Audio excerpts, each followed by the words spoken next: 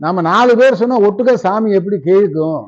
ஒவ்வொரு ஆளா சொன்னா தானே கேட்கும் அப்படின்னு சொல்லி கேட்டார். நீங்க 10 பேர் போய் ஒட்டுக்கா வந்து உங்க கருத்தை சொன்னீங்க, உங்க வேண்டுதலை சொன்னா சாமி யார் வேண்டுதலை கேட்கும்? அப்ப கூட்டம் இல்லாதப்ப தனியா போய் சொல்லுங்க, அப்பதான் சாமி உங்க வேண்டுதலை கேட்கும். அதுதான் சரி அப்படின்னு சொன்னார். இது எவ்வளவு பெரிய ஒரு புத்திசாலித்தனம்ங்கிறது யோசிச்சு பார்த்தா நமக்கு புரியல. நான் தான் ஒரு சத்மா சக்திட்டு ஒரு கேள்வி கேட்டேன். இது இப்படி சொல்றாரு, இப்படி கேட்கிறாரு, இதுக்கு உங்களுடைய ரிப்ளை என்னன்னு கேட்டேன். ஒரு கோயில்ல கூட்டமா இருக்கும்போது போய் சாமிகிட்ட வேண்டுதல் வச்சுக்கிட்டா அந்த சாமி எப்படி எல்லாருடைய வேண்டுதலையும் காது கொடுத்து கேட்கும்? ஒவ்வொருத்தரும் சொல்றதை கேட்கும்போது இன்னொருத்தர் சொல்றதை கேட்காது இல்லையா அப்படின்னு சொன்னா அது என்ன ஒரு விதமான ஒரு அறிவுத்தனம் தெரியல. நான் தான் ஒரு கேள்வி கேட்டேன், இப்படி கேட்கலாம் எப்படி கேட்கலாம் அப்படி, இந்த கேள்விக்கு என்ன பதில் கேள்வி கேட்கலாம் அப்படின்னு சொல்லி கேட்டா நான் ஒரு கேள்வி கேட்டேன். இப்போ சாமி வந்து முருகன் கோயிலுக்கு போறோம், முருகன்கிட்ட நம்ம வந்து ஒரு கேள்வி கேட்க, நீங்க சொல்ற மாதிரி நான் யாருமே இல்லாம தனியா போய் முருகன்கிட்ட நான் கேட்கிறேன். ஏன்னா தமிழ்நாட்டில் ஒரு 500 கோயில் முருகன் கோயில் இருக்குது. இந்த 500 கோயில்ல முருகன் எங்க இருக்காருன்னு முதல் தெரியணும்ல. நான் இருக்கிற கோயில்ல முருகன் அவன் எங்க இருக்கான்னு தெரிஞ்சாதான் நாம சொல்ற கேட்க முடியும். அல்லது 500 கோயிலுமே அவர் இருக்கிறிட்டு 500 கோயிலையும் நான் கேட்கிறப்ப 500 பேர் நின்று வேண்டுதல் கேட்டாங்கன்னா அப்ப யாருடைய கேள்வி கேட்பாருன்னு. கூட்டமா இருக்கும் போதே கேட்க வேண்டாங்கிறீங்க. அவர் 500 கோயில் இருக்காரு, 500 கோயிலே 500 பக்தர் 500 வேண்டுதலை வச்சா அப்ப யாருடைய வேண்டுதலை கேட்பார் அப்படின்னு. அப்போ ஒரு கேள்வி கேட்கிற ஒரு பலனை சொல்றதோ அல்லது ஒரு மக்களுக்கு ஒரு கருத்தை சொல்வதோ ஒரு ஒரு யதார்த்த சிந்தனை இருக்கும். இப்படி ஒரு தவறான செய்தியை வந்து ஒரு அறியாத மக்கள் மத்தியில போய் திணிக்க கூடாது. அவங்க என்ன நினைப்பாங்கடா, ஆமா நம்ம 100 பேர் சொன்னா சாமி எப்படி கேட்கும்? எல்லாரும் சொல்றத ஒட்டுக்கே கேட்க எப்படி கேட்பாருன்னு கேட்கிறாரு. அப்ப அவருக்கு என்ன 4 காதா இருக்குன்னு கேட்கிறாரு. இதுக்கு என்ன பதில் சொல்ல முடியும்? இந்த கேள்விக்கு என்ன பதில் சொல்ல? முதல்ல இறை நிலைனா எங்கும் நீக்கமர இருப்பதும், எங்கும் எல்லா இடங்கள்லையும் நீக்கமர இருப்பதும், அனைத்துக்கும் காரணமாய் இருப்பது இறைவன் நம்ம சொல்றோம். அப்ப கேள்வியும் நின்னே பதிலும் நீயே என்பதுதான் ஆன்மீகத்தினுடைய நிலைவு. அப்ப உங்களுக்குள்ள இருந்து கேட்கப்படுவதும் இறைவன் தான். உங்களுக்காக பதில் சொல்கின்ற இடத்திலிருந்து பதில் சொல்கிறவன் இறைவன் தான். இப்ப கேள்வியும் நானே பதிலும் நானே படிக்கிறப்போ உங்களுக்குள்ள என்ன தோன்றுகிறதோ அத்தனை எண்ணங்களுக்கு நானே காரணம்ங்கிறார் இறைவன். அப்படிதான் இறைவனுடைய தன்மை. இந்த பிரபஞ்சத்தில் இருக்கிற அத்தனை சக்தியுமாக நான் இருக்கிறேன், அத்தனை சிந்தனையுமாக நான் இருக்கிறேன், அத்தனை வடிவமாக நான் இருக்கிறேன் இறைவன் சொல்லிட்டா அப்ப நமக்குள்ள இருந்து கேள்வியை கேட்பதும் இறைவன் தானே. அப்ப அந்த கேள்வி எப்படி இறைவனுக்கு தெரியாம போயிடும்? இது கூட ஒருத்தருக்கு தெரியாம மக்கள் மத்தியில் ஒரு வந்து ஒரு விளம்பரம் பண்றாரு, ஒருத்தர் பேசுறாருன்னா அப்ப இறைவனும் நாமும் ஒன்றா? நாம் என்பது இறைவன் என்பது இரண்டுக்கும் உள்ள வேறுபாடு என்ன அப்படின்னா, நாமும் இறைவனும் தனித்து நிற்கிறமா இருந்தாலும் நமக்குள்ள தோன்றுவது இறைவனுக்குள்ள தோன்றுவது நாமாகி நிற்கிறோம் என்பது இறைவன். இறைவன் எல்லாமாகி இருக்கிறான், நாம் மட்டும்தான் தனிச்சிருக்கிறோம். அப்ப நாம் வேறு இறைவன் வேறுங்கிறது ஒரு கோட்பாடா இருந்தாலும் நாமே இறைவன் என்று நினைக்கின்ற போதுதான் நாம் இறைவனோட ஒன்றி போக முடியும். இப்ப நான் வேறு இறைவன் வேறுங்கிறப்போ நமக்கு இறைவனுக்கு டிஃபரெண்ட் வந்துடும். நான் வேறு இல்லை இறைவன் வேறு இல்லைன்னு நாம எப்ப சிந்திக்கிறோமோ அப்ப நாம இறைவன் ஒன்றாயிடுவோம். அப்ப நமக்குள்ள அந்த எண்ணங்களே தோன்றாது இல்லையா? அப்ப நமக்குள்ள கேள்வியே தோன்றாது இல்லையா? நமக்குள்ள வந்து ஒரு அறியாமையே இருக்காது இல்லையா? இந்த அறியாமை என்பது எப்ப நமக்கு விலகுதோ அப்ப நம்ம இறை வடிவம் ஆயிட்டோம்னு அர்த்தம், இறை சிந்தனை ஆயிட்டோம்னு அர்த்தம். அப்ப மூட மாயசக்தி இருந்து விலகிட்டோம்னு அர்த்தம். இதுதானே உண்மை. இந்த சாதாரண ஒரு சிறு உண்மையை கூட புரியாம ஒரு பாமர மக்கள் மத்தியில போய் நீங்க 100 பேர் ஒட்டுக்கா கோயில் போய் 100 வேண்டுதலை வச்சா இறைவன் 100 பேர் வேண்டுதலை எப்படி கேட்பாருன்னு கேட்டா அப்ப இறைவன் நாமும் ஒன்றா? என்னை போலவே இறைவன் இருப்பான்னு அர்த்தமா? என்னை போலவே இறைவனுக்கும் கேட்பாரு சொல்லுவாருன்னா அப்ப இறைவன் எதுக்கு நமக்கு? என்னை விட பெரியவன், என்னை விட சக்தி வாய்ந்தவன், என்னை விட அனைத்து முடிந்தவன், என்னை விட பல மடங்கு அப்படின்னு சொல்லி நினைப்பது தானே பேசுறோம். ஒரு கம்ப்யூட்டருங்கிறது ஒரு சிந்தனையை வச்சுக்காது, 1 லட்சம் சிந்தனை கொடுத்தாலும் வாங்கி வச்சுக்கும். நாம வச்சுக்க முடியுமா? அப்ப நாம வேற கம்ப்யூட்டர் வேற தானே. நம்ம வேற கம்ப்யூட்டர் வேற அப்படிங்கிறது ஒரு சாதாரண ஒரு கம்ப்யூட்டரை எடுத்து காட்டுது. ஒரு கம்ப்யூட்டர் தட்டுனா எந்த வினாடி வேணுமோ அதை கொண்டு வந்து கொடுக்கும். இந்த கம்ப்யூட்டர் படிச்சது இறைவன் தான். ஒரு கம்ப்யூட்டரையே இறைவன் இந்த அளவுக்கு படிச்சிருக்கா அப்படின்னா அப்ப இறைவன் எப்படிப்பட்டவனா இருப்பான்? ஆமா, இறைவன் எப்படிப்பட்டவனா இருப்பான்? இப்ப பிரபஞ்சம் முழுக்க இருக்கிற அத்தனை சிந்தனையும், அத்தனை வடிவமாய், அத்தனை அறிவும், அத்தனை ஆடலும், அத்தனை உயிருமா இருக்கிற ஒருத்தனுக்கு எப்படி நம்மளோட 4 பேர்த்தோட அவர் பேசுவாரு? அப்ப எவ்வளவு ஒரு அறியாமையான விஷயத்தை மக்கள் மத்தியில திணிக்கப்படுறாங்க. ஏற்கனவே அறியாத இருக்கிற மக்கள் மத்தியில அங்க அறிவை திணிக்கணும், இன்னொரு அறியாமையை கொண்டு போய் திணிச்சு அது என்ன அர்த்தம்? அப்படிதான் இருக்குது இன்னைக்கு யூடியூப் சேனல். எப்படின்னா இப்படி விளம்பரங்களை கொண்டு போய் சேர்த்து மக்களை முட்டாளாக்கி மூடத்தனம் கொண்டு போய் தன்னுடைய காரியத்தை சாதிக்கக்கூடிய வல்லவர்கள் தான் யூடியூப் நிறைய இருக்காங்க. 1 2 இல்லை. அப்போ மக்கள் விழிக்கணும், மக்கள் விழிப்புணர்வுக்கு வரணும். மக்கள் விழிப்புணர்வுக்கு வர்றதுக்கு உண்டான வாய்ப்புகளை இந்த மாதிரி யூடியூப் சேனல் வந்து நம்ம கொண்டு வந்து சேர்த்தணும், கொடுக்கணும். அப்பதான் வந்து இந்த யூடியூப் சேனல் வளரும், மக்கள் வளருவாங்க, எல்லா செய்தியும் எல்லாருக்கும் போய் சேரும், ஒரு விழிப்புணர்வு வரும். நம்ம தமிழன் தான் உயர்ந்தவன், தமிழ் மொழி தான் உயர்ந்த மொழி, தமிழ் இல்லாத சாஸ்திரமே இல்லை, தமிழ் இல்லாத மந்திரமே இல்லை, தமிழுக்கு இணையான எதுவுமே இல்லை அப்படின்னு பேசிட்டு இருக்கிறதுல பிரயோஜனம் இல்லை. தமிழனை போல பொய் பேசணும் இல்லை, தமிழனை போல பிராடு இல்லை, தமிழனை போல பித்தலாட்டம் இல்லை, தமிழனை போல திருடன் இல்லைன்னு வந்துட்டோம். எங்க நம்ம உயர்ந்ததுன்னு ஒரு பக்கம் சொல்லிட்டு இருக்கிறோமோ அதை அறியாமையில் கொண்டு போய் நம்மை முட்டாளாக்கி நம்முடைய அனைத்தையுமே நாசி பண்ணக்கூடிய இடத்துக்கு நான் போயிடுவோம். அதனால நம்ம ஒரு நிலை வெற்றி பெறணும்னா அதில் இருக்கிற அழுக்குகளை களையணும், அறியாமையை களையணும், அது உயர்ந்த நிலையிலே பேசப்படணும். எந்த கேஸையுமே ஜெயிக்கக்கூடிய ஒரு வக்கீல் தான் உயர்ந்த வக்கீல் ஆவான். எந்த கேஸையுமே ஜெயிக்கணும், அது நல்லதையும் ஜெயிக்கணும், கெட்டதையும் ஜெயிக்கணும் அப்படிங்கிறது. அப்போ தான் உயரணும், உயர்ந்த நிலையில் இருக்கணும் அப்படிங்கிறதுதான். ஆனா அப்படிப்பட்ட வக்கீல் கூட ஒரு காலத்துல மக்களால் கேவலப்படுத்தப்படுவாங்க. நல்லவைகளுக்காக மட்டும் வாதாடி வெற்றி பெற பாருங்க, அவன் மட்டும்தான் நிலைச்சு நிற்பான். அவங்கள அங்கீகாரத்துல நிலைச்சு நிற்பான், எல்லாருடைய மக்கள் மத்தியிலும் இருப்பான். தீயவைகளாக எந்த வக்கீலும் வாதாடக்கூடாது. அப்ப நல்ல செய்திகளுக்காக போராடுகிற தலைவனாகிட்டு யாரா இருந்தாலும் சரி, எந்த துறையா இருந்தாலும் அவன் நிலைச்சு நிற்பான். அப்படி நிலைத்து நின்ற தலைவர் தான் இன்னைக்கு தமிழ்நாட்டில் அத்தனை பேருமே.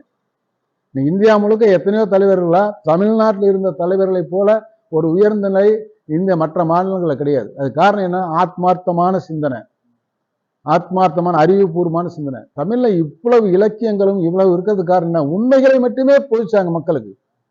பொய்களை எந்த இலக்கியம் சொல்லவில்லை, எந்த இலக்கியமும் ஒரு வார்த்தையை கூட பொய் புகுத்தவே இல்லை. அதனால்தான் நம் இலக்கியங்கள் இத்தனை காலம் நீண்டு நிலைச்சு மக்கள் மத்தியில் இருக்கிறதுக்கு என்ன காரணம்? அத்தனை இலக்கியங்களும் உண்மையை மட்டுமே மக்களுக்கு கொண்டு சேர்த்தது அப்படிங்கிறது தான். ஒரு திருக்குறளுக்கு இணையான ஒரு மக்கள் விழிப்புணர்வு உண்டான நூல் வந்து எந்த நூலுமே கிடையாது உலகத்தில், அப்படிங்கிற அளவுக்கு இருக்கலாம். ஆமா, தமிழ்ல நீங்க என்ன நம்முடைய வேதங்கள் இருக்கிறதாலும் சரி, மற்ற மதங்கள் இருக்கிறதாலும் சரி, எல்லாத்துக்கும் இணையானது இணை இல்லாதன்னு சொல்ல போனா திருக்குறள் ஒன்றுதான். இந்த திருக்குறளை பாடாத புகழாத புலவர்களே கிடையாது. திருக்குறள் தோன்றிய காலத்திலிருந்த இந்த குறளை போற்றி பாடாத ஆளே கிடையாது இன்றைய வரைக்கும். அப்படிப்பட்ட ஒரு உயர்ந்த நூல் திருக்குறள்ங்கிறது. அதுல என்ன சொல்லியிருக்கு? அறியாமையை பற்றி சொல்லியிருக்கு, அறிவை பற்றி சொல்லியிருக்கு, அனைத்தும் சொல்லியிருக்கு. 3 பால் அப்படின்னா 3 பால் இருக்கிற அத்தனை விஷயங்களையும் உயிர்களுக்கு தக்கவாறு பாடியிருக்கு. உயிர்களுக்கு தக்கவாறு காமத்தை பாடுவனா காமத்தை பத்தியும் பாடியிருக்கு, அறத்தை பாடுவனா அறத்தை பத்தியும் பாடியிருக்கு. அதான் எல்லாம் வாழ்க்கையினுடைய நம்ம அறம் பொருள் இன்பம் அப்படிங்கிற சொல்லக்கூடிய நம்ம ஜோதிடத்தில் இருக்கிற அத்தனை விஷயங்களும் திருக்குறள் வருது. திருக்குறளை எடுத்துக்கிட்டு நம்ம ஜோசியத்துக்கு உள்ள வந்தோம்னா அந்த அறம் பொருள் இன்பம் மோட்சம் திருக்குறள் இருக்கிறத அப்படியே எடுத்து அடிச்சிடலாம். அறத்துக்கு வரக்கூடிய கிரகங்களையும், பொருளுக்கு வரக்கூடிய கிரகங்களையும், காமத்துக்கு வரக்கூடிய பொருள்களையும், மோட்சத்துக்கு வரக்கூடிய கிரகங்களையும் எடுத்துட்டீங்கன்னா திருக்குறள் அப்படியே உங்களுக்கு ஒப்படைச்சிடலாம் எல்லாத்தையும். அவ்வளவு அற்புதமா திருக்குறள் நமக்கு வழிகாட்டியா இருக்கு, ஜோதிடத்துக்கு வழிகாட்டியா இருக்கு. இவர்கள் எல்லாமே எல்லா சித்தர்களுமே கிரகங்களையும் ஜோதிடத்தையும் போற்றியவங்க தான். ஆனா இன்றைய இந்த கிரகங்களும் ஜோதிடம் வந்து எந்த நிலையில் இருக்குன்னா அவர்கள் காட்டி கொடுத்த நிலையில் நாம் இல்லை. நாம நிறைய முட்டாள்தனமா தவறுகளை நிறைய செய்துகிட்டு இருக்கிறதுனால ஜோதிடம் ஒரு இழிவு நிலையா போயிட்டு இருக்குது. சித்தர்கள் காட்டி கொடுத்த இறையாண்மையோ ஜோதிடமோ தத்துவங்களோ அதை அப்படியே பின்பற்றி இருந்தா மனிதனுக்குள்ள பொய் என்பதே வராது, அறியாமை என்பதே வராது.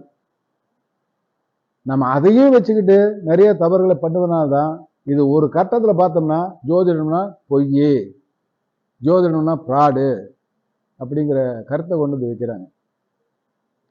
ஒரு விவாத மேடையில் கேட்குறாரு ஒருத்தர், ஒரு இந்த மாதிரி டைமை ஃபிக்ஸ் பண்ணி இந்த குழந்தைய பிறந்தா இந்த மாதிரி யோகம் இருக்குன்னு சொல்கிறாங்களே, ஒரு கட்டத்துக்கு மேலே போனால் அந்த குழந்தைய ஆப்ரேஷன் பண்ணி எடுக்கலைன்னாங்க அந்த குழந்தை இறந்து போகுது, ஜோசியரை நம்பி ஒரு குழந்தை இறந்து போச்சு அப்படிங்கிறார் அப்படின்னு சொல்கிறாரு. இப்போ இது இந்த வாதத்தை வந்து நாம் எந்த இடத்துல வச்சுக்கணும்? ஜோசியர் இப்போ டாக்டருடைய ஒப்பீனியன் நமக்கு தெரியணும். இத்தனை மணி நேரத்துக்குள்ளே வந்து ஆப்ரேஷன் பண்ணியான்னு டாக்டர் சொல்லிட்டான், அவரு குறிப்பிட்ட டைமுக்குள்ளே தான் நாம் குறித்து கொடுக்கணும். இல்லை அதெல்லாம் இன்னைக்கு நீங்கள் பண்ணக்கூடாதுங்க, 2 நாள் கழிச்சு தான் பண்ணக்கூடாதுன்னு ஒரு ஜோசியர் சொல்றதுக்கு அதிகாரம் கிடையாது. ஆச்சா, நம்ம ஒரு விஞ்ஞானம் மூலியமா இருக்கக்கூடிய ஒரு கருத்தை மீறி நாம் ஒரு கருத்தை சொல்வது தவறு. ஏன்னா அவங்க ஒரு ஆய்வுல வச்சிருக்காங்க, அவங்க ஒரு ஆய்வுக்கு ஒரு காலகட்டம் கொடுக்குறாங்க, அந்த காலகட்டத்துக்குள்ளதான் நம்ம நிக்கணுமோ இல்லைய, நம்ம காலகட்டத்துக்குள்ள வந்து விஞ்ஞானத்தை நிறுத்தக்கூடாது. அது போய் குற்றத்துல முடியும். இன்னைக்கு சாயந்தரத்துக்குள்ள ஒரு டைம் கொடுங்க அப்படின்னு கேட்டா அந்த சாயந்தரத்துக்குள்ள எந்த அளவுக்கு நல்லது இருக்கு அதைத்தான் நம்ம கொடுக்க முடியும். இன்னைக்கு இது நாளைக்கு தான் அங்கே வருது நல்ல நேரம், நாளானைக்கு தான் நல்ல நேரம் வருது கொடுக்கறது, அது நம்ம துறைக்கே வந்து இழிவு. நம்ம ஜோதிடத்துறையே வந்து நம்ம பால்படுத்துறதுக்கு உண்டான அதிகாரம். இப்போ அவங்கெல்லாம் நம்ம கேள்வி கேட்க ஆரம்பிச்சிருவாங்க. ஆச்சா, அவங்க ஒன்றும் அப்ஜெக்ஷன் பண்ணக்கூடிய இடத்துல இல்லை, எதையுமே வந்து ஒன்றும் இல்லை. அதே டாக்டர் ஆகிட்டு நீங்கள் சாயந்தரத்துக்குள்ள ஆப்ரேஷன் பண்ணணும்னு சொல்கிறாங்க, ஆப்ரேஷன் பண்ணால் தான் நல்லா இருக்குன்னு சொல்கிறாங்க, ஆப்ரேஷன் பண்ணால் தான் பிழைப்பான்னு சொல்கிறாங்க. ஆனால் ஆப்ரேஷனுக்கு நீங்கள் 2 லட்சம் கட்டினா தான் ஆப்ரேஷன் பண்ணுவேன்னு சொல்கிறாரு. என்னால் இன்னைக்கு 2 லட்சம் கட்ட முடியலைங்க, நாளைக்கு 2 லட்சம் கட்டுறேன்னு சொல்லி அந்த குழந்தையுடைய தாய் தகப்பர் பெற்றோர்கள் சொன்னால் இந்த டாக்டர் அதெல்லாம் முடியாது நான் பண்ணிடுறேங்கன்னு பண்ணுவாங்களா? யாராவது நான் பண்ணிடுறேங்க நீங்க நாளைக்கு கூட பணம் கட்டுவேன்னு சொல்லி பண்ணுவாங்களா? அப்படிப்பட்ட மனமுள்ள டாக்டர் இருக்காங்களா? ஆனா அந்த மாதிரி உள்ள டாக்டர் வந்து நம்மகிட்ட கேள்வி கேட்கிறாங்க. கொலை செய்ய தயங்காதவர்கள் இவர்கள் தான். ஆனா மற்றவங்களை வந்து கொலை செய்யறதுக்குண்டான ஈக்குவலா அவங்க பேசுறாங்க. நீங்க 2 நாள் கழிச்சு கூட பணம் கட்டுங்க, இந்த நேரத்தில் உடனே நான் ஆப்ரேஷன் பண்ணி இந்த குழந்தையை காப்பாடுறேன், இந்த உயிரை காப்பாற்றுறேன், இந்த ஆப்ரேஷன் பண்ற, ஒரு ஆக்சிடென்ட் ஆச்சு இவதாச்சு அப்படின்னா நீ உடனே போலீஸுக்கு போ, அங்க போ, இதா இருக்கா அது இருக்கா அப்படின்னு 1008 கேள்விகள் கேட்கறாங்களோ. உயிரை காப்பாற்ற இடத்துல அவங்க இல்லை. சட்டம் என்ன வேணா சொல்லட்டும், தர்மம்னு ஒன்று இருக்கு இல்லையா, அந்த தர்மம் எதை சொல்லுது? தர்மப்படி வாழாத நீ இன்னொருத்தருக்கு தர்மத்தை போதிக்கிறதுக்கு என்ன யோகியது இருக்குது? எல்லாம் அந்த வினாடி செல்போன்ல படம் பிடிக்கிறவன் தான் இருக்கிறான், அந்த வினாடி தூர விலகி நின்று பார்க்கிறவன் தான் இருக்கிறான். எல்லா மத்தியிலையும் எல்லாருக்கும் காக்கைக்கு தான் குஞ்சு பொன் குஞ்சு மாதிரி எல்லா உயிர்கள் மீதும் அன்பு காட்டுறவன் யாருமே இல்லை. எல்லாரும் பொருளை பார்க்கிறவன் தான் இருக்கிறான். அதனால இன்னொருத்த அவன் தவறு, இன்னொருத்த இவன் தவறுன்னு அவன் பேசுறான். இது யாரு? ஒரு ஜோசியக்காரன் கூட படிப்பறிவு இல்லாத ஒரு அறியாமை உள்ளவன் தான். ஆனா ஒரு டாக்டரோ வைக்கல அப்படியா? நல்லா படிச்சவங்க, நல்லா அறிவாளிங்க, ஆனா அவங்க முட்டாள்தனத்தை பயன்படுத்துறாங்க. உயிர்கள் மீது வந்து பணைய வைக்கிறாங்க பணத்தை. ஆனா இவர்கள் வந்து ஒரு ஜோசியரை பத்தி இழிவா பேசுறாங்க. பணம் கட்ட முடியலன்னு ஆபரேஷன் எடுத்துட்டு போயின்றான், காப்பாற்ற முடியாதுன்றான். ஆமா ஆமா, இவ்வளவு பணம் கட்டினா தான் பண்ண முடியுங்க. அப்ப நீ உனக்கு உயிரை பத்தி பேசக்கூடிய யோகியது என்ன இருக்கு உனக்கு? ஏதாவது ஒரு ப்ராப்ளம் பிரச்சனை அப்படின்னா அந்த உயிரை காப்பாற்றி ஆக வேண்டிய கட்டாயத்தில் இருக்குன்னா அந்த காப்பாற்ற முடியலைங்கிற இடத்துல பணம் தான் நிக்குதுனாக்க நீ என்ன அப்புறம் பெரிய டாக்டர்? நீ ஒரு பணப்பை தானே. நீ ஒன்னு அறிவு வந்து ஜோசியை வந்து கொலை செய்து தான் குற்றமாயிட்டான் சொல்ற. ஜோசியர் டைம் கொடுக்காம விட்டான், பணம் கொடுக்காம விட்டா நீ பண்ணுவியா? ஜோசியம் டைம் கொடுத்தா பண்ண, அவன் பணம் கொடுக்காம விட்டா நீ ஆப்ரேஷன் பண்ணிடுவியா? பணத்தை கட்டினா தானே ஆப்ரேஷன் பண்ற. இப்ப நீ என்ன தர்மத்தை பத்தி பேசுற? இந்த மாதிரிலாம் சிந்திக்க வேண்டிய இடத்துல நாம இருக்கிறது. இதெல்லாம் வந்து நம்ம கேட்கணும், விழிப்புணர்வு நமக்குள்ள இருக்கணும். இருந்தா பரிகாரங்களா? பரிகாரம் எல்லாம் இருக்குது. பரிகாரங்கிறது என்னன்னு முதல்ல தெரிஞ்சுக்கணும். பரிகாரங்கிறது என்ன நம்ம தெரிஞ்சுட்டா தான் பரிகாரம். பரிகாரங்கிறது பணம் பறிக்கிறதெல்ல பரிகாரம். கர்மாவை மீறி பரிகாரம்லாம் யாரும் சொல்ல முடியாது, செய்ய முடியாது. உங்க கர்மாவை என்னமோ அந்த கர்மாவை மீறி பயன் செய்ய முடியாது. யாருக்கு பரிகாரம் சொல்லணும், யாருக்கு பரிகாரம் சொன்னா பலிக்கும் அப்படின்னா ஒரே பதில் நான் சொல்லுவேன். அந்த நிலைக்கு தள்ளப்பட்ட ஒருவன் தன் நிலை உணர்ந்து சரணாகதி அடைந்து எனக்கு வழிகாட்டுங்கள் என்று யாரு சொல்றாங்களோ அவனுக்கு தான் பரிகாரம் சொல்லணும். என்னால முடியல, என்னால தாங்க முடியல, நான் இந்த இடத்துல நான் எனக்கு இதை விட வேறு துன்பம் இல்லை, இந்த துன்பத்திலிருந்து எப்படியா வழிகாட்டுன்னு எங்க கதறி அழுது கண்ணீர் விட்டு துடிக்கிறானோ அவனுக்கு தான் பரிகாரம் சொல்லணும். எனக்கு பணமே வரலைங்க, அந்த பணமே வரமாட்டேங்குதுங்க, ஏதோ பரிகாரம் சொல்லுங்க அப்படின்னா சொல்லக்கூடாது. அதெல்லாம் சொல்லக்கூடாது. நீ 1000 தப்பு பண்ணிட்டு எனக்கு குழந்தைய பிறக்கல அப்படின்னா அவனுக்கெல்லாம் பரிகாரம் சொல்லக்கூடாது. என்ன சொல்லப்பட்டிருக்கு நம்ம தர்மம்? சரணாகதி தத்துவத்தை சொல்லியிருக்கு. சரணாகதி தத்துவத்தில் இறைவன் முன்னிருந்து பரிகாரம் சொல்லுவான். இப்ப சரணாகதி அடையாத பரிகாரமே கிடையாது. பரிகாரம் என்பது கேட்டால் கொடுப்பதல்ல, அதை உணர்ந்து சரணாகதி போனாதான் பரிகாரம் சொல்லணும், இல்லைன்னா பரிகாரம் சொல்லக்கூடாது.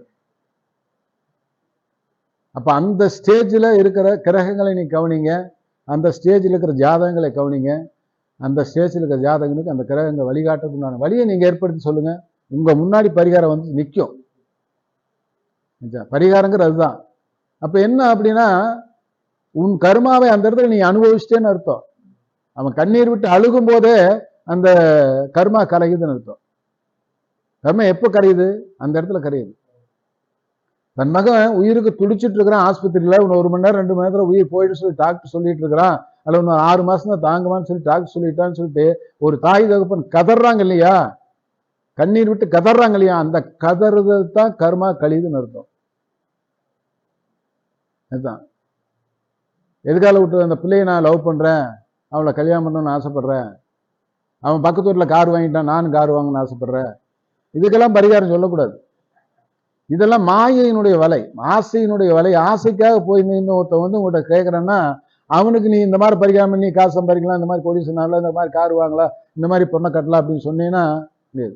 எனக்கு கல்யாணமே ஆகல, இத்தனை வருஷம் ஆயிடுச்சு, எனக்கு ஒரு வாழ்க்கை துணை வேணும், இந்த சமுதாயத்தில் நான் வாழ்றதுக்கு, என் தாய் தகப்பன்லாம் எனக்கு இல்லாம போயிட்டாங்க, நான் மிக துன்பத்தில் இருக்கிறேன்னு ஒருத்தன் சரணாகதி அடைஞ்சான்னு அவனுக்கு பரிகாரம் சொல்லுங்க.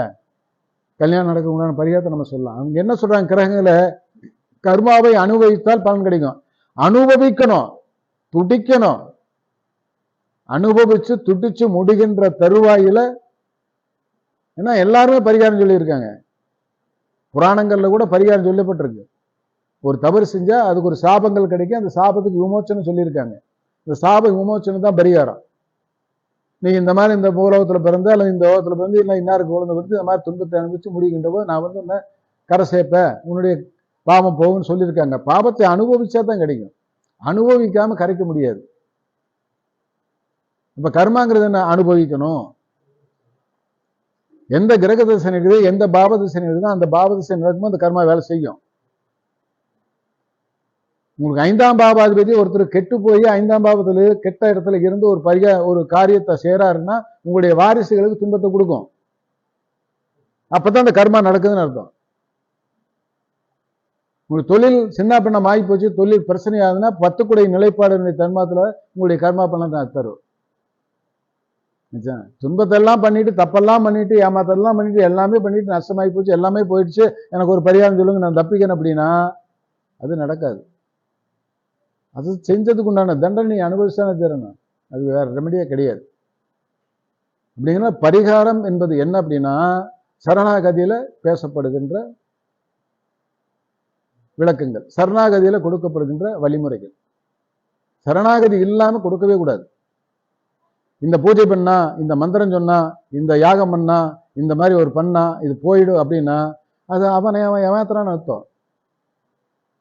யாரு எந்த ஒரு ஜாதகன் போய் எனக்கு இந்த மாதிரி சொன்னாக்க இந்த பூஜை பண்ணுங்க, இந்த ஹோமம் பண்ணுங்க, இதெல்லாம் பண்ணீங்கன்னா தீந்துருன்னு சொன்னா அது நமக்கான பரிகாரம் இல்லை, சொல்றவனுக்கான பரிகாரம். நமக்கான பரிகாரங்கிறது சரணாகதி. சரணாகதியில போய் நின்னா இறைவனாகவே ஒருவன் முன்னாடி நிற்பான். அந்த கட்டத்துல இருந்து இறைவனாகவே ஒருத்தன் முன்னாடி நின்று தம்பி நீ இது போப்பா, இதை பண்ணுப்பா, உனக்கு நல்லா இருந்துருவான். இதுக்கு பேர் தான் சரணாகதி. அப்ப என்னன்னா நீ சொல்லக்கூடிய எல்லா அடிப்படை தத்துவமே என்ன அப்படின்னா சரணாகதி சரணாகதி சரணாகதி. இது எங்க எல்லா மதங்கள்லையும் சொல்லப்படுது, எல்லா மதங்களையும் பாவம் பண்ணி கேட்கப்படுது. மன்னிப்புங்கிற இடத்துக்கு நீ வந்தா தான் சரணாகதிங்கிறான். அதுதான் தீர்வு வழிங்கிறான். இப்ப எல்லா மதமும் ஒன்னதானே சொல்லுது, நம்ம மட்டும் சொல்லல. எல்லா மதமும் சொல்றதுதான் நான் பின்பற்றணும். ஆனா எளிய வழியில செஞ்சு உங்களுக்கு நான் பரிகாரம் சொல்றேன், உங்களுக்கு நான் வந்து உங்களுக்கு ஆசீர்வாதம் பண்றேன், உங்க பாவத்தை நான் போக்குறேன் அப்படின்னு சொன்னா அப்ப நம்மளை மேலும் சேர்த்து ஏமாத்ததான் அர்த்தம். அதனால அந்த மாதிரி நீங்க பரிகாரம் வந்து நம்பாதீங்க. பரிகாரம் சொல்றதுன்னா உண்மையிலே இது உங்களை பாதிக்கப்படுது, அதனால நீங்க ரொம்ப துன்பப்படுறீங்க, அதனால எனக்கு வேற வழியே இல்லைங்கிற ஒரு கதிக்கு வந்துட்டீங்கன்னா நீங்க உங்களை தேடி ஒருத்தர் வந்துடுவார். அதுக்கு பரிகாரம் சொல்லலாம். யார் வேணா வருவார், அது ஜோசியரா இருக்கலாம், பூசாரியா இருக்கலாம், ஒரு பக்கத்து வீட்டுக்காரனா கூட இருக்கலாம், வந்து உங்களுக்கு ஒரு வழி காட்டிட்டு போயிடுவார். நீங்க தீர்த்துருவீங்க, தப்பிச்சிருவீங்க. அவங்க சொல்ற பரிகாரத்தை நீங்க எடுத்துட்டு அப்படியே இப்போ ஒரு போன் வந்துச்சு. இப்போ எனக்கு ஒரு போன் வந்துச்சு. என்ன போன் வந்துச்சு? பிரச்சனை கிரியேட்டிவ் வந்து கிட்னி ப்ராப்ளம், பையனுக்கு வயசு 30 தான் ஆகுது, 12 பாயிண்ட் கிரியேட்டிவ் இருக்குது அப்படின்னு போன் பண்ணி கேட்டார். இதுக்கு ஏதாவது வழி இருக்கா அப்படின்னு கேட்டார். எல்லா டாக்டர்லாம் கை விட்டாங்க, வழி இருக்கா அப்படின்னு கேட்டார். அதுங்க என்ன சொன்ன, அவங்கள வர சொல்லுங்க அப்படின்ட்டு. நான் போன்ல பதில் சொல்ல மாட்டேன், நேரில் வாங்க இப்போ சொல்கிறேன் அப்படின்ட்டு. இப்போ கேட்டார், போனது இல்லையா சாமி கொஞ்ச நேரத்துக்கு முன்னாடி, அதுதான் கேட்டார். நேரில் அவங்கள வர சொல்லுங்க. யாருக்காகவோ யாரோ கேட்டு யாரோ பதில் சொல்லக்கூடாது. கேட்கக்கூடியவங்க நேரில் வரணும். கேட்கக்கூடியவங்களுடைய மனோநிலை நமக்கு நல்லா புரியணும், தெரியணும். ஆச்சு, அந்த இடத்துல நீங்க கொடுக்கக்கூடிய பரிகாரம் தான் ஒத்து வரும். ஆச்சா, நீங்க இதை பண்ணுங்க அதை பண்ணுங்கன்னு சொல்லி நம்ம அறிவு உள்ள மாதிரி நம்ம பதிவு சொல்லக்கூடாது. பதில் சொன்ன நேரில் வர சொல்லுங்க, நீங்க வராதிங்க, பாதிக்கப்பட்டவர்களை வர சொல்லுங்க அப்படின்னு. பாதிக்கப்பட்டவர் வந்து அவருடைய மனதிலிருந்து அவருடைய கருத்தை சொல்லணும். அப்ப அந்த இடத்துல நமக்குள்ள ஒரு எண்ணங்கள் தோணும். அந்த தோணுவது தான் பரிகாரம். அது நம்ம வழியாக வந்து அந்த இறை சக்தி அவங்களுக்கு வழிகாட்டுவாங்க, நாம காட்ட போறதில்ல. சரி போதும், அவ்வளவுதான் டைம். இப்ப எல்லாம் பதிவாயிடுச்சுல, எல்லாமே பதிவுல இருக்கு. ஒரு 1/2 மணி நேரம் பேசி 27 நிமிஷம் பேசிருக்கீங்க. 27 நிமிஷம் பதிவாயிருக்கு. இப்ப நாங்க வந்து இங்க எடுக்கிறதெல்லாம் பிரச்சனை இல்லை, அங்க கொண்டு போயிட்டு மறுபடியும் செக் பண்ண போறோம். ஒரே ஆங்கிள் வச்சு பார்க்கும்போது உங்க முகமும் போர் அடிச்சு. கண்டென்ட் சூப்பர், அதுல மாற்றம் இல்லை. ஆனா போர் அடிக்க கூடாது, அவங்க தொடர்ந்து பார்த்துக்கிட்டே இருக்கணும். அப்போ 2 ஆங்கிள் வச்சு நான் வந்து இது பண்றதுதான் எனக்கு சரி வரும் அப்படின்னு இவ்வளவு நேரம் பார்த்ததெல்லாம் தோணுச்சு. அதனால நாங்க 2 ஆங்கிள் செட் பண்ணிருக்கோம், அந்த பக்கம் இந்த பக்கம். சரி போதும், ஒரு கேள்வி மட்டும் கேளுங்க ஐயா, ஒரு 5 நிமிஷம் அதை பத்தி பேசுறேன், அதோட முடிச்சு. ஒரு கேள்வி கேட்க சொல்றது, ஒரே ஒரு கேள்வி கேளுங்க, நீங்க தான் கேளுங்க.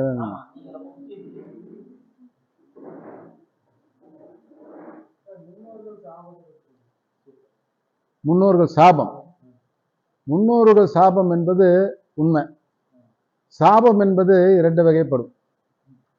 ஒன்று வந்து சாபம் வந்து தன்னுடைய கோபத்தினால் விடுவது, தன்னுடைய பொறாமை ஆசையினால் விடுவது. தன்னுடைய கோபம், பொறாமை, ஆசை, இதனால சில பேர் சாபம் கொடுப்பாங்க. சில பேர் வந்து பாதிக்கப்பட்டு சாபம் கொடுப்பாங்க. பாதிக்கப்பட்டு நான் துன்பப்பட்டு படைஞ்சு அதை அந்த நிலையிலிருந்து அந்த சாபம் கொடுப்பாங்க இல்லையா, அந்த சாபங்கள் பலிக்கும். ஆனா பொறாமைப்பட்டு பாரு, என்னை விட்டு இவன் போறான் பாரு, நீ நாசமா போயிடுவேடா அப்படின்னு சொல்லி பொறாமைப்பட்டு கொடுக்குறாங்க, அந்த சாபங்கள்லாம் பலிக்காது. தான் இவன் இருந்தா பரவாயில்ல, இவன் என்னை விட்டு விலகுனால நான் பாதிக்கப்படுவேன் அப்படின்னு நினைச்சிட்டு அவனுக்கு ஒரு சாபம் கொடுக்க நினைச்சா அந்த சாபம் உங்களை ஒன்றும் சேராது. இந்த இடத்துல நான் இல்லைன்னா அவன் வாழவே முடியாதுங்கிற இடத்துல விட்டு போட்டு வர்றான் பாருங்க, அவன் சாபம் கொடுத்தா பலிக்கும். ஏன் சாமி நீ இருந்தா நான் உயிர் வாழ்வேன், நீ என் விட்டு போறேன், நான் எப்படி வாழ போறேன், என் வாழ்க்கை கெடுத்துறாத, என் அழிச்சிடாதே ஒருத்தர் சொல்றான்னு வச்சுக்க, அப்ப அது பாதிக்கும். அப்ப சாபம் கொடுக்கறவங்களும் சாபத்தை ஏற்றுக்கொள்கிறவங்களும் ஒரு சரிசமமா இருக்கக்கூடாது. சாபம் கொடுக்கறவங்க பாதிக்கப்பட்டிருக்கணும், சாபத்தை ஏற்றுக்கிறவங்க அந்த பாதிப்புக்கு காரணமா இருந்திருக்கணும். அப்பதான் அது வந்து சாபம் பலிக்கும். அப்படி இல்லைன்னா எந்த சாபமும் பலிக்காது. ஆனா சாபம் பலிக்கும். சாபத்துக்கு கண்டிப்பா சக்தி உண்டு. அதை நம்ம புராணங்கள் நமக்கு தெளிவா சொல்லியிருக்கு. எல்லா புராணங்களும் சாபத்துக்கு சொல்லியிருக்கு, சாப விமோச்சனம் சொல்லியிருக்கு. அதை நம்ம ஜோதிடர்கள் கொஞ்சம் புரிஞ்சுட்டா சாப விமோச்சனம் எளியா சொல்லி முடிச்சிடலாம். வேற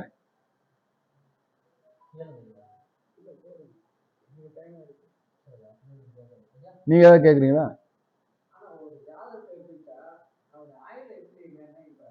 ஒரு ஜாதகத்துக்கு ஆயுளை எப்படி நிர்ணயம் செய்வது? இந்த ஆயுளை நிர்ணயம் பண்றதற்கு சில கோட்பாடுகள். முதல் பாயிண்ட் லக்னம். ஒரு ஜாதகத்துக்கு லக்கினம் வலுவா இருக்கணும். லக்கினம் வலுவா இருப்பது ஆன்ம பலம்னு அது சொல்றோம். லக்கினம் வலுவா இருக்கிறது ஆன்ம பலம். அதுக்கு அடுத்தது சந்திரன் வலுவா இருக்கணும். இந்த சந்திரன் வலுவா இருந்தா உடல் பலம் வரும். உடல் பலம். இந்த உடல் பலமும் ஆன்ம பலம் ரெண்டு பலமா இருந்தா ஓரளவுக்கு ஆயுள் பலம் ஒன்று அர்த்தம். அதுக்கப்புறம் ஆயுள் ஸ்தானத்தை, அதாவது எத்தனை ஆண்டுகள் ஆயுள் பலம்ங்கிறது ஒன்று வேற, அது எத்தனை ஆண்டுகள் ஆயுள் அப்படிங்கிறது தீர்மானம் பண்ணக்கூடியது 8ஆம் அதிபதி. 8ஆம் இடம் 8ஆம் அதிபதி. இந்த ஆயுள் ஸ்தானத்துக்கு உண்டான காரகாதிபதியா இருந்தாக்க 8ஆம் அதிபதியும் வருவார், அது காரகாதிபதி இருக்கிற சனியும் வருவார். இதெல்லாம் இந்த ஆயுள் குற்றங்களை தீர்க்கிற இடத்துல இருக்கக்கூடியவர் யாருன்னா மெயின் குரு. எல்லா பாவங்களுக்கும் குருவுடைய ஆசீர்வாதம், குருவுடைய பார்வை, குருவுடைய தொடர்பு இது இருந்தா எல்லா தோஷங்களையும் போக்கக்கூடிய தன்மை குருவுக்கு உண்டு. அதனால குருவுடைய தொடர்பு லக்கணத்துக்கோ சந்திரனுக்கோ 8ஆம் இடத்திற்கோ 8ஆம் அதிபதிக்கோ லக்கணாதிபதிக்கோ இருந்தால் அந்த தோஷங்கள் அது நிவர்த்தி செய்யப்படும். அது இல்லாம இடையில வரக்கூடிய திசைகள் ஒருவனை கண்டங்கள் கொடுத்து கொல்ல வைக்கும். அது பொதுவா பெரும்பாலும் 3 8 திசைகள் கொல்லும். இந்த 3 8 திசைகள் அந்த 3 8 அம்சமோ ராசிக்கோ பலப்பட்டு நிற்கக்கூடாது. நின்னா அவங்க கண்டத்தை கொடுத்து கொல்லுவாங்க. அப்படி அவங்க பலப்பட்டு நிற்கும் போதும் கூட அந்த லக்கணத்தை நல்லவர்களும் குரு போன்ற சுபகிரகங்கள் பார்த்தாலும் தப்பிச்சுக்கலாம், கண்டத்தை கொடுத்தாலும் தப்பிச்சுக்கலாம். அந்த மாதிரி கண்டத்தை கொடுக்கக்கூடிய காலகட்டத்தில் இதெல்லாம் எதுவுமே இல்லாம நம்ம ஒரு அனாதியா நிக்கிறோம்னா அந்த இடத்துல அடிச்சுட்டு போயிடும். இப்ப ஆயுள் பலத்தை நம்ம கவனிக்க வேண்டிய இடத்துல லக்கணம், சந்திர, லக்கினாதிபதி, சந்திரன் என்ற ராசியாதிபதி, 8ஆம் அதிபதி, குரு, சனி, திசாபுத்திகள் இதை அடிப்படையை வச்சுதான் நம்ம ஆயுள் கணக்கு நிர்ணயம் பண்ண முடியும். ஆயுள் பலத்தை பத்தி பேச முடியும்.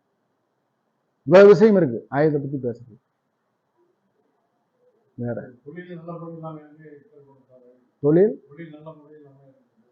தொழில் கர்மகாரகன்.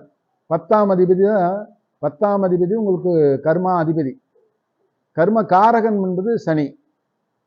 10ஆம் அதிபதி கர்மகாரகன். இந்த 2 கிரகத்தை வச்சு நம்ம தொழிலை பத்தி பேசலாம். நம்ம தொழில் அப்படின்னு போயிட்டாவே நம்முடைய சிந்தனை என்ன அப்படின்னா லாபம். இப்ப நாம ஒரு மம்டி எடுத்து வேலை செய்யறோம், தொழில் செய்யறோம் தான். ஒரு கடப்பாறை எடுத்து வேலை செய்யறோம், ஒரு தொழில் செய்யறோம் தான். ஒரு கம்ப்யூட்டர் எடுத்து வேலை செய்யறோம், வேலை செய்யறோம் தான். தொழில்ங்கிறது தொழில் செய்யறோம். ஆனா தொழில் செய்யறதுடைய நோக்கம் என்ன? லாபம், வருமானம். இந்த வருமானத்தை சொல்லக்கூடிய கிரகம் தான் 2ஆம் இடமும் 11ஆம் இடம். அப்ப தொழில் நல்லா இருக்கலாம். தொழில் நல்லா இருந்தா 10ஆம் அதிபதி சனி நல்லா இருந்த போது தொழில் நல்லா இருந்துரு. ஆனா அந்த தொழிலை நாம் எதற்காக செய்கிறோம்னு சிந்திச்சோம்னா, லாபத்துக்காக செய்யறோம்னா, அந்த லாபாதிபதியும் தனாதிபதி நல்லா இருந்தா தான் இந்த தொழில் சிறப்புன்னு சொல்றோம். இல்லைன்னா தொழில் சிறப்பு இல்லை. ஒரு பூஜை பண்றாரு அப்படின்னா, நான் வருஷம் பூரா பூஜை பண்ணிட்டு இருக்கிறேங்க, தொடர்ந்து பூஜை பண்ணுவீங்க, அதை வயிறு கழுவு வருது அப்படின்னா அதுவும் தொழில் தான். அதுதான். ஆனா தொழில் சிறப்புன்னு யாரும் அதை ஏற்றுக்கிறது இல்லை. தொழில் இல்லாம இருப்பது வேணா ரொம்ப மோசம், தொழில் இருப்பது சமம். தொழில்ல ஈட்டுவது, பொருள் ஈட்டுவது சிறப்பு. அப்ப இந்த 3 விஷயங்களை பார்க்கணும். இப்ப 3 விஷயங்கள் அப்படின்னாக்க, தொழிலாதிபதியோ கர்மாதிபதியோ கெட்டு போயிட்டா தொழில் கெட்டு போயிடும். தொழிலாதிபதியோ கர்மாதிபதியோ நல்லா இருந்தா தொழில் நிலைச்சிருக்கும். 11ஆம் அதிபதியும் 2ஆம் அதிபதியும் நல்லா வலுப்பெறுகிற போது அந்த தொழில் மூலியமா லாபத்தை ஈட்டி கொடுக்கும். இந்த மாதிரி இந்த 3 விஷயங்களை நம்ம கவனிக்கணும். அதுக்கப்புறம் தசாபுத்தி இதெல்லாம் கவனிச்சோம்னா தொழில் சிறப்பு, தொழில் முடக்கம், அல்லது பல தொழில் செய்வது, தொழில் மூலம் மிகப்பெரிய முன்னேற்றம், அதெல்லாம் பத்தி பேசலாம். இப்படி எல்லாம் பார்க்கணும் ஜாதகத்தில்.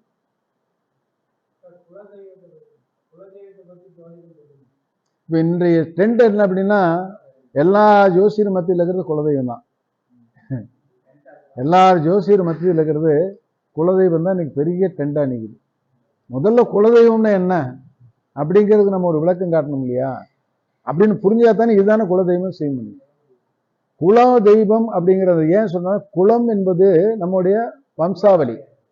நம்முடைய வம்சாவளி, நம்மளுடைய அப்பா, தாத்தா, பாட்டா, முப்பாட்டா அப்படின்னு சொல்லக்கூடிய அந்த வம்சாவளியை தான் நாம் குலம் சொல்றோம். ஒரு குலத்தில் பிறந்தவன் அப்படிங்கிறோம். ஒரு கொத்து, ஒரு கொட்டையில முளைச்ச பிஞ்சுகள், காய்கள், கனிகள், ஒன்று மூலத்திலிருந்து தோன்றியவை அப்படிங்கிறத நம்ம குலம், மூலம் சொல்றோம். அந்த மூலத்தை தான் நம்ம குலம் சொல்றோம். அப்ப மூலத்தினுடைய தன்மை எப்படி இருக்கணும் அப்படின்னாக்கா அது பாரம்பரியமா சிறப்பா இருப்பதுதான் நமக்கு குலதெய்வ ஆசி. நம்ம அப்பன் சரியில்லை, பாட்டன் சரியில்லை, முப்பாட்டன் சரியில்லை, பல சாபங்கள் இருக்கு, பல பிரச்சனைகள் இருக்கு, நமக்கு அதனுடைய சாபங்களும் தோஷங்களும் நம்ம ஆச்சுட்டே இருக்கும். நம்ம இதெல்லாம் இங்க இருக்கும்போது நம்ம ஒரு சாமியை போய் கும்பிட்டா நமக்கு பலன் தருமா? நான் அப்படிதான் நீங்க வழிகாட்டுறாங்க. உங்களுக்கும் ஒரு சாமி இருக்கு, அந்த சாமியை போய் கும்பிடுங்க அப்படின்னு சொல்லி வழிகாட்டுறாங்க. நான் அப்படியே இல்லை, நான் சொல்ல ஒரு 7 தலைமுறையை சொல்றாங்க. ஒரு குலத்தினுடைய தலைப்பு 7 தலைமுறையா நம்ம உடம்புல இருக்குங்கிறாங்க. 7 சட்டை உடம்புன்னு சொல்ற மாதிரி இந்த உடம்பு 7 தலைமுறையுடைய அம்சத்தை வாங்கியிருக்கு. நம்ம அப்பா தாத்தா பாட்ட சொட்டையா இருந்தா நமக்கு சொட்டை வரலாம், அவங்களுக்குள்ள உடல் நோய் இருந்தா அந்த நோய் நமக்கு தாக்கலாம், அவங்களுக்குள்ள இருக்கிற அறியாமை நம்மை தாக்கலாம். அப்படி எல்லா விஷயங்களும் 7 தலைமுறைக்கு போக போக கழிஞ்சிட்டே போகும். அப்ப எனக்கு முன்னாடி இருக்கிற 7 தலைமுறையும் எனக்குள்ள இருக்குன்னா இந்த 7 தலைமுறையுடைய நிலைப்பாட்டை நீங்க ஆய்வு செய்யணும். அப்ப எப்படிப்பட்டவரு, அவர் எப்படி வாழ்ந்தாரு, அவருடைய வாழ்க்கை முறை எப்படி இருந்துச்சு, பாட்டன் எப்படிப்பட்டவர், எப்படி வாழ்ந்தாரு, அவர் வாழ்க்கை முறை எப்படி இருந்துச்சுன்னு ஒரு முப்பாட்டன் வரைக்கும் ஒரு 3-4 தலைமுறையாவது நீங்க சிந்திச்சீங்கன்னா தான் உங்களுக்கு குலதெய்வம் சாபம் இருக்கா இல்லையான்னு முதல்ல தெரியும். அப்படி தெரிஞ்சுக்கிட்டு அப்படி குலதெய்வ சாபமோ பிரச்சனையோ இருந்தா அதற்குண்டான தீர்வுகளை நீங்க செய்யணும். எப்படி செய்யணும்? அந்த பாதிப்பு எப்படி ஏற்பட்டுச்சு, அந்த பாதிப்பு யாரால ஏற்பட்டுச்சு, அந்த சாபங்கள் இருக்குதா அப்படின்னு தெரிஞ்சு அதை நாம கழிக்கிறதுக்கு உண்டான வழிமுறையை நம்ம தேடணும். அப்படி கழிக்கிறதுக்கு உண்டான வழிமுறை என்ன அப்படின்னா அந்த சாபம் எப்படிப்பட்டதோ அந்த சாபத்துக்கு தக்க மாதிரி நம்ம அந்த பரிகாரத்தை செய்யணும். இப்ப முப்பாட்ட காலத்துல ஒரு பாட்டி இருந்தாங்க, அவங்க தாத்தனுடைய கொடுமை தாங்காம அவங்க தற்கொலை பண்ணிட்டாங்க, தூக்கு போட்டு தற்கொலை பண்ணிட்டாங்க, அந்த சாபம் தொடர்ந்து வருது, இது குலத்தையே பாதிக்குது அப்படின்னா இன்னொரு குலத்தினுடைய பெண் நம்ம வீட்டுக்கு வாழ்கிற போது அந்த பெண்ணுக்கு நாம வாழ்க்கையில சிறப்பு இல்லாம நம்ம வழிகாட்டினோம்னா அந்த பெண்ணால ஏற்படக்கூடிய சாபங்கள் நமக்கு வரும். அப்ப அந்த சாபத்தை போக்குவதற்கு எப்படிங்கிறது அந்த பெண் சம்பந்தப்பட்ட குலத்தை நாம போற்றணும். அந்த பெண் சம்பந்த குலத்துக்கு நம்ம சேவை செய்யணும். அந்த பெண் சம்பந்த குலத்தை நம்ம பாராட்டணும். இது ஒரு சின்ன விஷயமா இருக்கு. அது ஒரு சூழலா இருந்தா நான் அது விளக்கமா கரெக்டா எப்படின்னு சொல்லிடுவேன். சும்மா போய் நீ கோயில போய் தீபம் போடு, எண்ணெய் போடு, பொங்க வையி, கெடா விட்டு அப்படிங்கிறதெல்லாம் போகாது. எப்பவுமே சாப விமோச்சனங்கிறது சாபத்துக்குண்டான பரிகாரங்களை செய்வதுதான் சாப விமோச்சனம். சாபத்துக்குண்டான பரிகாரங்கிறது என்ன மாதிரி துன்பத்தை அனுபவித்தாங்களோ அந்த துன்பத்தை நாம் அனுபவிப்பது அல்லது அந்த மாதிரி துன்பத்தை அனுபவிப்பவர்களை காப்பாற்றுவது. அப்படி காப்பாற்றுனா நம்ம அதை போய்க்கலாம். பல பேருடைய சொத்தை நான் அழிச்சவனா இருக்கலாம், எங்கிட்ட இருக்கிற சொத்தை பல பேர் கொடுத்தா தோஷம் போயிடுச்சு.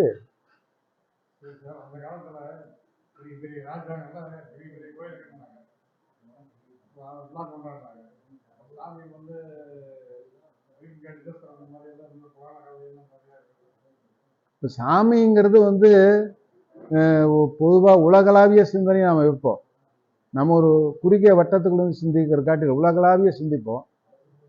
இப்ப நம்ம தமிழ்நாட்டில் மட்டும் நீங்க எடுத்துட்டீங்கன்னா தமிழ்நாட்டில் இருக்கிற கோயில்கள் அதனுடைய சிறப்பு, இந்த கோயிலுடைய கட்டுமானங்கள், கோயிலுடைய வரலாறுகளை பார்த்தோம்னா இந்த உலகத்துல எங்கேயுமே இல்லை. நீங்க ஒரு முறை தமிழ்நாடு முழுக்க சுத்தி எல்லா பெரிய பெரிய தலங்களையும் போய் பார்த்து அந்த தலங்களுக்கு போய் சாமியை மட்டும் பார்க்காம அந்த தலங்களையும் அந்த தலங்கள்ல இருக்கிற சிறப்புகளையும் பார்த்து மனசுல பதிய வச்சுக்கிட்டு நீங்க இந்தியா முழுக்க போங்க, அல்ல மற்ற மத கோயில்களுக்கு போங்க, அங்கே அதே மாதிரி விசாரிங்க பிடிங்க. அந்த அளவு சிறப்பு தமிழ்ல இருக்கிற மாதிரி தமிழ்நாட்டில் இருக்கிற மாதிரி வேற எங்கேயுமே பார்க்க முடியாது. அப்போ இங்க ஏன் அந்த சிறப்பு இருந்துச்சு அப்படின்னா இங்க இருந்த நீதி, இங்க இருந்த அறம், இங்க இருந்த பக்தி அதை ஆழமாக மக்கள் மத்தியில கொண்டு போய் சேர்த்திருக்காங்க. அதை கொண்டு போய் சேர்த்துவதற்கு வழிமுறையை தேடி இருக்காங்க. அந்த வழிமுறை அரசன் அப்படிங்கிற ஒரு கருவியை பயன்படுத்தி அரசர்களை பயன்படுத்தி நம்மளுடைய மூதாதையர் அறிவு சார்ந்தவர்கள் இத்தகைய மாதிரி ஒரு பெரும் வழிபாட்டு தலங்களை எல்லாம் ஏற்படுத்தினாங்க. இந்த வழிபாட்டு தலங்கள்ல எல்லாம் சாமி இருக்கா அப்படின்னு நீங்க கேட்ட காட்டிலும் அந்த வழிபாட்டு தலங்களுடைய மூலத்தை நீங்க ஆராய்ச்சி பண்ணீங்கன்னா அதுல ஒரு விடை கிடைக்கும். அது சாமிக்கு ஒரு பேர் வச்சிருப்பாங்க, அந்த பேருக்குள்ள ஒரு விளக்கம் இருக்கும். இப்ப சிவன்னா சிவனுக்கு ஆயிரக்கணக்கான பேர் இருக்குது. ஏன் இந்த இடத்துல இந்த பேரு, ஏன் இந்த இடத்துல இந்த பேரு அப்படின்னா அந்த இடத்துல அந்த பேருக்கு உண்டான ஒரு சக்தி இருக்குன்னு அர்த்தம். அப்ப அந்த பேருக்கு உண்டான சக்திக்கு உண்டான மூலத்தை அறியறது நமக்கு முக்கியம். ஆச்சா, அந்த மாதிரி நம்ம தெரிஞ்சு அந்த சாமியை வணங்குறத உங்களுக்கு பக்தியினுடைய இது. எல்லா பக்கமும் ஒரு பிரச்சனை இருக்கலாம், அந்தந்த தலங்கள்ல அந்த பிரச்சனை தீரக்குண்டான வழி கிடைக்கலாம். ஆச்சுங்களா? இப்ப திருமணஞ்சேரி அப்படின்னு ஒரு ஊரே இருக்குது, திருமணஞ்சேரி அப்படின்ட்டு. அந்த திருமணஞ்சேரின்னு என்னன்னு தெரிஞ்சுக்குங்க. அப்புறம் அந்த கோயிலுக்கு போனா அந்த இடத்துக்கு போனா என்ன நடக்குன்னு தெரிஞ்சுக்குங்க. ஆமா, இப்ப கும்பகோணம் அப்படின்னு இருக்குன்னா அந்த ஒரு ஊர் கும்பேஸ்வரர் அப்படின்னா, கும்பேஸ்வரர்னா குடத்துக்குள்ள இருக்கிற இறைவன் அர்த்தம், கும்பத்துக்குள்ள இருக்கிற இறைவன் அர்த்தம். அப்ப கும்பம் எங்க இருக்குன்னு பாருங்க, எது கும்பம்னு கண்டுபிடிங்க. அப்ப கும்பத்துக்குள்ள ஈஸ்வரனை வணங்குறது அங்க போன அர்த்தம். அங்க போய் அந்த ஈஸ்வரனை வணங்குறதுக்காக நீங்க அங்க போகணும், அதுக்காக நீங்க அங்க போன பரவாயில்ல. எல்லா சிவனும் அப்படி இல்லை. அண்ணாமலையார் அப்படின்னா அண்ணாமலையில அங்க இருக்கிற என்ன சிறப்புன்னு பாருங்க, அங்க என்ன அந்த தெய்வம் என்ன வடிவமா இருக்குன்னு பாருங்க. அப்போ ஒவ்வொன்றையும் ஒவ்வொரு இடத்துக்கு போனா அந்தந்த வடிவத்தை அதுக்கு தேவை வரதை நீங்க வணங்கணும், அதுக்கு தேவை மாதிரி நீங்க போகணும். திருவண்ணாமலை போற வழிபாட்டும் கும்பகோணத்துக்கு போற வழிபாட்டும் ஒன்று அல்ல, அது வேறு இது வேறு. அப்ப இப்ப அண்ணாமலையார் என்பது என்ன? நெருப்பின் வடிவம், நெருப்பின் வடிவமா நமக்கு காட்டப்படுது, அக்னி ரூபம், பஞ்சபூத தலத்துல ஒண்ணும். ஆமா, இப்ப அந்த பஞ்சபூதத்தினுடைய தன்மை உங்களுக்கு வேண்டுமானால், அது உங்களுக்கு நெருப்பு தன்மை வேண்டுமானால் அண்ணாமலை வழிபடுங்க, நெருப்பு சக்தி உங்களுக்கு கிடைக்கும். இப்ப நெருப்பு சக்தின்னு என்ன அப்படின்னு கேட்டுங்க. நமக்கு உடம்புலயே இருந்தா வாதம் பித்தம் சுலோத்தமுங்கிறோம். வாதம் பித்தம் சுலோத்தமும். வாதம் என்ன? காற்று. பித்தம் என்ன? நெருப்பு.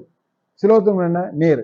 நமக்கு பித்தம் குறைஞ்சுதா, திருவண்ணாமலை போய் வணங்குங்க, அங்க போனா உடம்பு சூடாயிடும், உடம்பு சூடாயிடும். இந்த மாதிரி பஞ்சபூத தலங்கள்ல உங்களுடைய சக்திகளை வலிமைப்படுத்திக் கொள்வதாக நீங்க போகலாம். திருவானைக்கால் அப்படின்னு சொல்றோம், நீரின் ஸ்தலங்கிறோம், நீருக்கு உண்டான ஸ்தலங்கிறோம். அப்ப திருவண்ணாமலைக்கு போங்க, அங்க இருக்கிற ஆத்துல குளிங்க, உடம்பு குளிர்ச்சியாகும். ஜலகண்டேஸ்வரர் போங்க, ஜலம் கண்ட ஈஸ்வரன் சொல்லுது. அப்ப அந்த பேர்ல ஒரு பொருள் இருக்குது இல்லையா? எல்லாத்தையும் நீ சிவனா பார்க்காதீங்க, அந்த பேர்ல இருக்கிற பொருளை பாருங்க. அந்த இடத்துக்கு போனா அந்த சக்தி வலிமை பெறும். உடம்பு ரொம்ப சூடா இருக்குது பார்த்தா அப்படின்னா திருவானைக்கால் போங்க, தினம் குளிங்க, ஒரு 10 முறை போங்க, குளிங்க, உடம்பு குளிர்ச்சி ஆயிடும். அப்படிங்கிற தத்துவத்தை தான் அவங்க வச்சிருக்காங்க. இந்தந்த இடத்துல இது சிறப்பு, இந்தந்த இடத்துல இது சிறப்பு அப்படிங்கிற தன்மையை உருவாக்கி அந்தந்த இடத்துல அந்த தெய்வங்களை உருவாக்கி அதுக்கு ஒரு பேரை கொடுத்து அதுக்கு ஒரு அம்சத்தை கொடுத்து அதை வச்சிருக்காங்க. எல்லாமே சிவமயம் தான். ஆனா அந்த சிவமயம் வடிவங்கள் மாறி இருக்கு, பல ரூப வடிவங்களாக இருக்கிற சிவன் இந்தந்த இடத்துல இந்த சிறப்பு, இந்தந்த இடத்துல சிறப்புங்கிறார். இப்போ முக்கூடல் அப்படிங்கிறார், முக்கூடல் அப்படிங்கிறார். சங்கமேஸ்வரர் அப்படிங்கிறார். சங்கமேஸ்வரன் என்ன? சந்திக்கின்ற இடம். பகையா இருக்கிறவங்களாம் போனா பகை போயிடும், பகையா இருக்கிறவங்களாம் அங்க போனா பகை தீரும். இரண்டும் சந்தித்து ஒன்றாகின்ற இடம் இல்ல. அங்க போய் திருமணம் பண்ணுங்க, நல்லா வாழ்வாங்க. 2 பேரும் சந்திக்கிற இடம் இல்லையா? கூடு துறை அல்லவது. அப்ப அங்க போய் என்ன காரியத்தை போகணும், எதுக்காக அந்த கோவிலுக்கு போகணும், எதுக்காக அந்த கோயிலை வணங்கணுங்கிறது அந்த பேர்லயே இருக்கு, அந்த ஊருடைய வடிவங்கள் இருக்கு. இந்த இயற்கை இந்த இடத்துல இந்த மாதிரி கூடுது, இந்த சக்தி ஒன்று கூடுது அப்படின்னு. 2 பகைவர்கள் ஒன்று சேர்ந்து போய் கூடுதலைக்கு போய் வணங்கினீங்கன்னா பகை போயிடும் அப்படின்னு அர்த்தம். வேறக்கே போகக்கூடாது.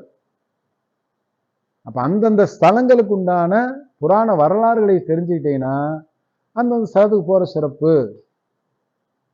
ராமேஸ்வரத்துக்கு ஒரு வரலாறு இருக்கு, காசிக்கு ஒரு வரலாறு இருக்குது, எல்லாமே கயாவுக்கு ஒரு வரலாறு இருக்கு. இப்ப இந்த வரலாறுகளை முதல் நம்ம தெரிஞ்சுக்கணும். எல்லா பக்கம் நம் மதம் ஒரு தெய்வத்தை குறிப்பிடுதுன்னா அந்த ஒரே தெய்வம் பலவிதமான வடிவங்கள் அங்கங்க இருக்காருன்னு அர்த்தம். 12 ஜோதிலிங்கம் 12 விஷயத்தை சொல்கிறது. 12 ஜோதிலிங்கம் 12 விஷயத்தை சொல்லுது. இது எல்லாத்துக்கும் ஒரு பொருள் ஒரிஞ்சிருக்கு. அந்தந்த பொருளை தேடி அந்தந்த இடத்துக்கு போங்க. எல்லா இடத்துக்கும் போய் ஒரே பொருளை தேடாதீங்க, அது கிடைக்காது. ஏன்னா எல்லா இடத்துலையும் ஒரே ஆள் இல்லை, அல்லது ஒரே சக்தி இல்லை, ஒரே அமைப்பு இல்லை. அந்தந்த இடத்துல சக்திகளும் அமைப்புகளும் மாறுபடுகிறது. அந்த இடத்துக்கு போனா எனக்கு அது குணமாயிடுச்சுன்னா அந்த இடத்துக்கு போனா குணமாகுதுன்னு அர்த்தம், அவ்வளவுதான். அதை நம்ம என்ன பண்ணியிருக்கேன், ஒவ்வொரு காந்த புள்ளி, அகர்ண சக்தி, பிரபஞ்ச ஆற்றல் அப்படின்னு அந்த இடத்துக்கு குபிச்சு அந்த இடத்துல ஒன்று உருவாக்கி வச்சுட்டான் நம்மால் கண்டுபிடிச்சவன். நம்ம அந்த சக்தியை பெறுவதற்காக தான் நம்ம அந்த இடத்துக்கு போகணும். அந்த இடத்துக்கு போனா அந்த எனர்ஜி கிடைக்கும், அந்த சக்தி கிடைக்கும், எல்லாம் கிடைக்கும். அப்ப அந்த ஆற்றலை நமக்குள்ள பெருக்கலாம். இந்த ஆற்றலை நாம் பெருக்கலாம். அந்த இடத்துக்கு போனா தான் அது கிடைக்கும், இல்லைன்னா கிடைக்காது. நம்ம அதே மாதிரி ஒன்றை உருவாக்கிடலாம், இங்க பண்ணிடலாம், இங்க வணங்கலாம் அப்படின்னா அது நம்மை போன்ற ஆளுகளால் முடியாது. அது பெரும் ஞானிகளா இருக்குன்னா இங்க இருக்கிற உட்கார்ந்த இடத்துல அவங்க காசுக்கு அவங்க போயிடுவாங்க, அங்க இருக்க சக்தி இழுப்பாங்க. நம்மளால இழுக்க முடியாது, நாம அங்க போய் தாகணும். நமக்கெல்லாம் ஆற்றல் கம்மி, நம்ம ஆற்றல் அங்க போய் அதிகப்படுத்தலாம். ஆற்றல் அதிகம் உள்ளவங்க உட்கார்ந்த இடத்துல தீட்சை கொடுப்பாங்க. காசியுடைய சக்தியை ஒரு ஆற்றல் பெற்ற குரு இருந்தாரா அவர் இங்க இருந்த காசியுடைய சக்தி உங்களுக்குள்ள போத்துவாரு. அப்ப அந்த ஆற்றல் ஒருவனுக்குள்ள இருக்கணும். அந்த ஆற்றலை அதிகமா பெற்றுக்கொள்ளவங்க பேர் தான் குரு. குருன்னு என்ன? அதிகமான சக்திகளை தன்னகத்தை வைத்திருக்கிறது குரு. பேங்க் சக்தி, பவர் பேங்க் சொல்றோம் இல்லையா, அதுதான் குரு. குருன்னா பவர் பேங்க்னு அர்த்தம், எனர்ஜி உள்ளவர்னு அர்த்தம். அந்த குரு ஸ்பரிசம் பெற்றா அந்த எனர்ஜி உங்களுக்குள்ள